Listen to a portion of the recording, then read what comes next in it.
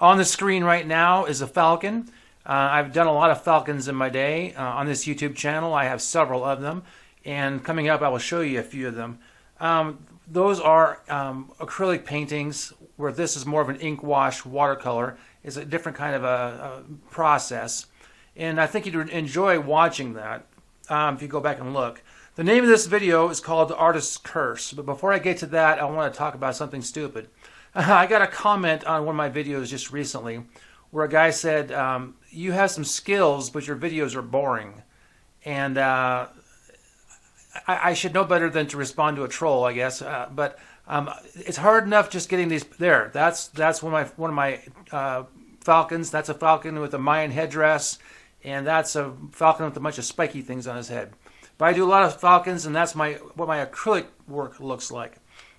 But back to this little troll. It's hard enough just getting this artwork on the page. I'm not a Larry the Cable Guy, and I can't just crack a bunch of jokes. And I try to make it as entertaining as possible. And just a quick little factoid: Larry the Cable Guy grew up and was born about 90 miles from my house in Pawnee City, Nebraska. And I've been to his hometown. It looks like a small town in Nebraska. There's a street in that town named after him. I've seen it. I think it's called the Larry the Cable Guy Street. And there's nothing spectacular about it, but I've seen it. But on the page right now, I am doing a Falcon, and it's fun. I enjoy doing birds because the feathers have a lot of texture to them. I'm working with my HB as in boy pencil and my 2B pencil because I wanted some thick lines and I wanted some thin lines. I wanted to kind of mix things up. And I have this way of doing texture, and the only way I can describe it is just to watch me do it. I can't even explain it. It just kind of flows out of my hand. If you're trying to learn how to do this, the best way to learn how to do it, at least for me, is just to watch me do it.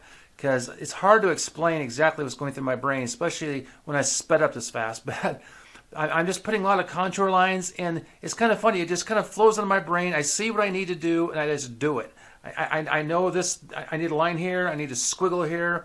I need to fill this in here, and it's just autopilot for me. So right now I am just... there's my new logo. Hey, I'm going to start getting some merch, I think. Some coffee mugs. If I ever blow up and become a huge YouTuber, I'm going to need some merch. So I started off by making this little printout thing of my logo, which is kind of funny because it's a cowboy. And you'd think that a guy whose page is called Keith Trim Dragon Art would have a dragon for a logo. But I've done a lot of cartooning in my life, and that particular picture was used for a local town celebration here in Nebraska. It was a Western theme.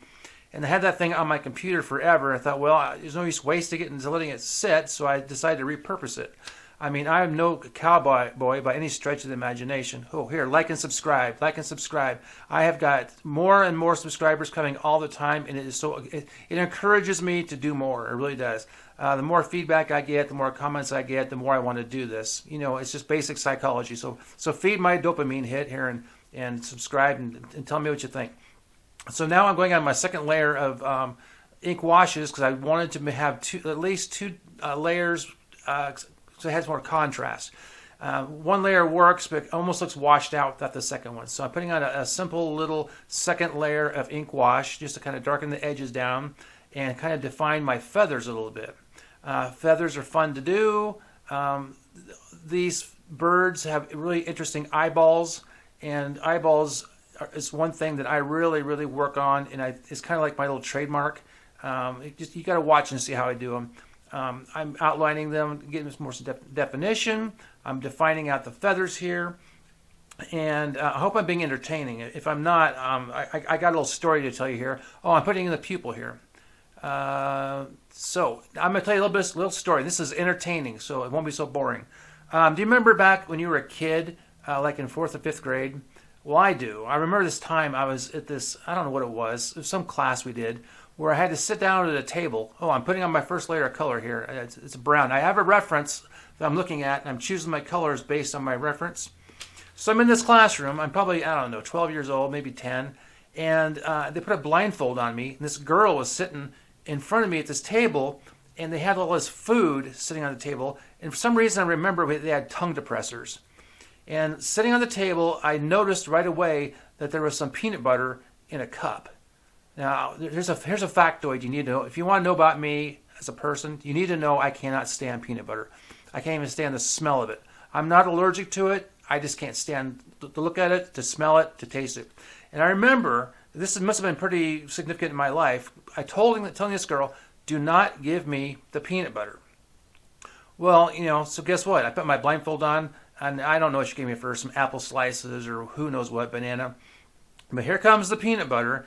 And, back in those days, I don't know, I didn't go ballistic, but I was very upset that the teacher, or even her, allowed them to put peanut butter in my mouth, and I gagged on it, and it was gross, and which brings me to a second weird factoid about myself. I cannot stand peanut butter, yet I can eat a Snickers bar. I don't know what they do to Snickers bars. I think they boil the peanuts and take all the flavor out. I can't smell the peanuts. I can't taste the peanuts, so I have no problem eating a Snickers bar. But you give me a peanut butter sandwich, peanut butter on crackers, and I will, here, eye shine. I put my eye shine on. Watch how I do the eyes here. If you want to learn anything from me right here, watch how I do my eyes. That's what makes my paintings become extremely valuable, and it always ranks them up into the $1 million range. I will sell this picture to you for $1 million. I take PayPal, and my wife has Venmo. So, and right here, I put these highlights right here. These highlights were not on the painting, the original picture. I'm using artistic license right here and adding highlights that were not there just to embellish it. And I think these highlights really like that wasn't there. It adds to the picture so much. And I'm using thick white paint. I'm not using watercolor here at all. So that's another thing you can learn. You can do what you want with your paintings because nobody cares about your paintings. Oh, back to the artist curse thing. Geez, I got a few minutes here. The whole artist curse thing is that somebody gave me the ability to do this and not the ability to make any money off of it. Like I said, I want $1 million from this. I can't sell nothing I do, and it sucks. So I feel like I don't know, somebody gave me, I splashed right there. I feel like somebody gave me something, $1 million check, and won't give me the chance to cash it in. And it sucks. I mean, I practice this stuff, I work at this stuff, and I'm not going to stand at some art fair in the 101 degree heat trying to hawk this stuff. It's just ridiculous. And nobody's going to contact me and hire me to do artwork for them. That's not going to happen. That hasn't happened yet. So I'm done bitching.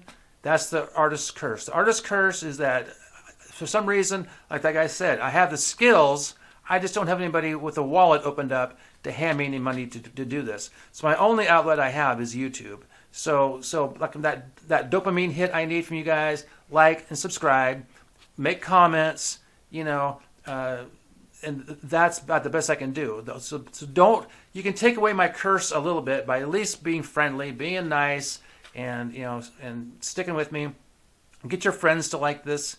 That was my reference. I went by so fast. Subscribe, hit the bell, like it, and thank you for showing up.